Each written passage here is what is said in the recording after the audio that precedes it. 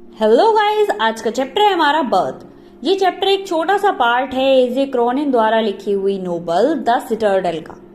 इसमें एक main character हैं डॉक्टर एंड्रियो मेंशन, जो करंटली एक मेडिकल स्कूल से पास आउट हुए हैं और इन दिनों एक छोटे से टाउन में वेलेजी में डॉक्टर एडवर्ड के यहाँ असिस्टेंट की जॉब पर हैं।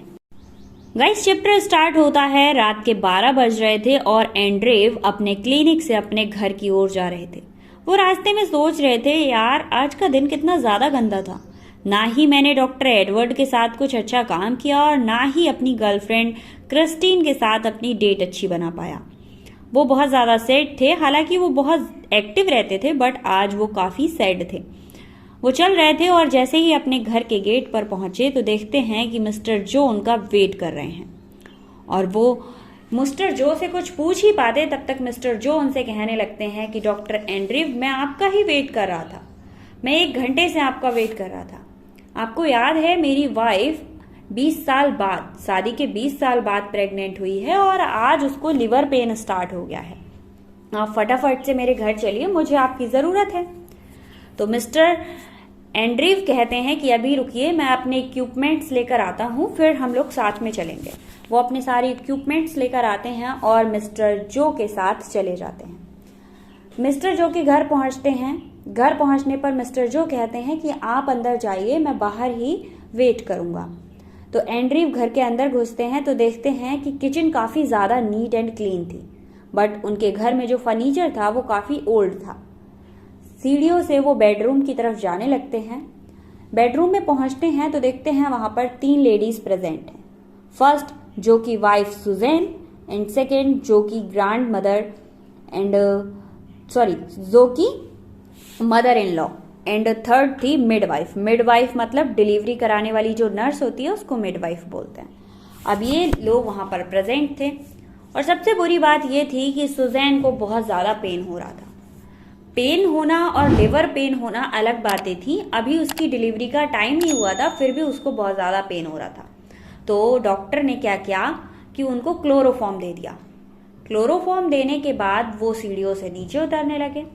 तो जो कि मदर इन लॉ थी वो एंड्रीव को घूर कर देख रही थी, घूर घूर कर देखे जा रही थी। उनके कहने का मतलब ये था कि ये डॉक्टर अब दवाई देकर चला जाएगा और फिर हम लोग बस अकेले रह जाएंगे और ये बहाने बनाता रहेगा कि मैं अभी आ रहा हूं, अभी आ रहा हूं।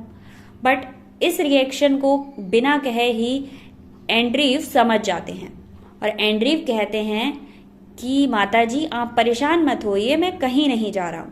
और वो अपनी कैप को और अपने इक्विपमेंट्स को टेबल पर रखते हैं, किचन की टेबल पर, और वहीं पर एक फायर प्लेस पर बैठ जाते हैं। तभी जो कि मदर इन लॉ टी बनाकर लाती हैं और जो एंड्रीव हैं उनको ऑफर करती हैं। एंड्रीव टी पीते हैं तो टी पीते पीते ही मदर इन लॉ पूछती हैं कि आपने जो क्लोरोफॉर्म दिया है उससे बच्चे को या उसकी मम्मी को कुछ होगा तो नहीं?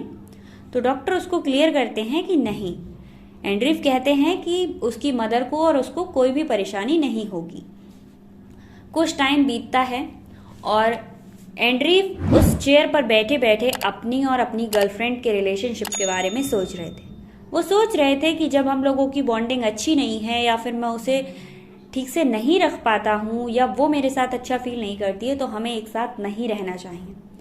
वो ये सारी बातें सोच ही रहे थे कि ऊपर से मिडवाइफ की आवाज आती है और एंड्रीव फटाफट से दौड़ते हुए रूम की तरफ जाते हैं। बहुत ज्यादा जद्दोजहद के बाद, बहुत एफर्ट्स लगाने के बाद जो की वाइफ को एक बच्चा होता है। अब बच्चा तो हुआ था बट वो लाइफलेस था, कोई भी एक्टिविटी नहीं कर रहा था एंड वो बिल्कुल एकदम वाइट था। उसकी बॉडी बहुत ज्यादा सॉफ्ट थी। उसके साथ ही साथ दूसरी तरफ उसकी जो मदर थी, डिलीवरी के बाद उसकी कंडीशन खराब होती जा रही थी। अब एंड्रीव के पास ऑप्शन ये था कि वो सबसे पहले बच्चे को देखें या मदर को देखें। दोनों की ही सिचुएशन बहुत ज्यादा खराब थी। तो वो डिसाइड करते हैं।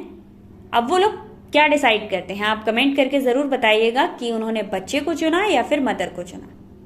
तो गाइज, उन्होंने सबसे पहले डिसाइड किया कि वो सुजैन का इलाज करेंगे और सुजैन को ठीक करेंगे, उसके बाद वो बच्चे को देखेंगे। तो वो मिडवाइफ के हाथों में उस बच्चे को दे देते हैं और कहते हैं तुम रुको, एंड बहुत ज़्यादा एफर्ट्स करने के बाद वो सुजैन की जान बचा पाते हैं। बहुत कोशिशों के बाद सुजैन की जो हार्ट बीट थी वो नॉर्मल होती हैं। फिर वो बच्चे को देखते हैं। मिडवाइफ से कहते हैं कि मैंने तुम्हारे हाथ में बच्चा दिया था, वो कहाँ है? मिडवाइफ कहती है वो बेड के नीचे है, क्योंकि उसने घबराकर बच्चा फेंक दिया था। बच्चे की जो हालत थी वो एकदम वाइट हो चुका था, क्योंकि ऐसा लग रहा था जैसे उसका दम घुट गया है। तो एंड्रिव समझ चुके थे कि दम घुटने की वजह से इस बच्चे की हालत ऐसी हो चुकी है। वो मिडवाइफ से कहते हैं कि तुम फटाफट से जाओ, एक ठंडे पानी का बॉल और एक गर्म पानी का बॉल लेकर आओ और एक टॉवल। वो जाती है, ठंडे और गर्म पानी का बॉल लेकर आती है। अब डॉक्टर अपनी स्लीव्स को ऊपर करते हैं और रेडी हो जाते हैं बच्चे को ट्रीट करने के लिए, मतलब ट्रीटमेंट करने के लिए उसका रेडी हो जाते हैं। सबसे पहले वो एक बार ठंडे पानी में उसे डिप करते हैं, फिर गर्म पानी में, फिर ठंडे पानी में, फिर गर्म पानी में। ऐसा वो लगातार 15 मिनट तक करते हैं। मिडवाइफ कहती है डॉक्टर आप बेकार ही मेहनत कर रहे हैं, अब इस बच्चे में कुछ भी नहीं रहा है। बट डॉक्टर एंड्रीव हार नहीं मान सकते थे, क्योंकि जो वो बूढ़ी औरत थी, घर में बूढ़ी औरत थी, वो बच्चे का बेसब्री से इंतजार कर रही थी। उसकी बूढ़ी आंखों को अब ये खबर सुनना पसंद ही नहीं होगा कि बच्चा इस दुनिया में नहीं रहा है। तो एंड्रीव को बस ये चीज खल रही थी कि बच्चा कैसे भी बच जाए। वो अपने एफर्ट्स लगाना बंद नहीं करते और बार बार उसको ठंडे गर्म पानी में डुबोते रहते हैं। फिर फाइनली वो उसको टॉवल से पोंछते हैं और उसके हार्ट पर प्रेस करते हैं और बच्चा मूव करने लगता है, मतलब वो सांस लेने लगता है। ये देखकर एंड्रीव बहुत ज्यादा खुश होते हैं, क्योंकि एंड्रीव बहुत ज्यादा थक चुके थे। तो वो मिडवाइफ के हाथों में उस बच्चे को देते हैं और कहते हैं कि मैं अपना सारा सामान कल ले जाऊंगा, और नीचे की तरफ जाने लगते हैं। सीढ़ियों से उतरते उतरते वो काफी थक चुके थे। गेट से बाहर निकलकर वो मिस्टर जो को बताते हैं कि फाइनली आप पापा बन चुके हैं। मिस्टर जो अंदर जाते हैं और एंड्रीव को थैंक यू कहते हैं। एंड्रीव अपने घर चले जाते हैं और सुबह के 5 बज चुके थे। और जब वो अपने घर जा रहे थे तो आज वो किसी डॉक्टर या अपनी गर्लफ्रेंड के बारे में नहीं सोच रहे थे। उनके माइंड में चल रही थी तो सिर्फ एक बात कि उन्होंने आज कितना अच्छा काम किया, उन्होंने आज 2 जिंदगियां बचाई। तो गाइज यहीं पर हमारा चैप्टर खत्म हो जाता है। आई होप आपको ये चैप्टर समझ आया होगा। अगर आपको कोई भी कंफ्यूजन रहता है तो आप मुझे कमेंट कीजिए। यार क्लास 11th में आ चुके हो, कमेंट करना सीखो। एंड बहुत सारे चैप्टर्स हैं जिनकी समरी आपको देखनी है तो मेरे चैनल पर जाकर चेक कर लीजिए। एंड इनके क्वेश्चन आंसर देखने हैं तो मेरा दूसरा चैनल है आर स्टडी अड्डा सॉल्यूशन, वहां जाकर चेक कर लीजिए, वरना डिस्क्रिप्शन में आपको लिंक मेंशन होंगे।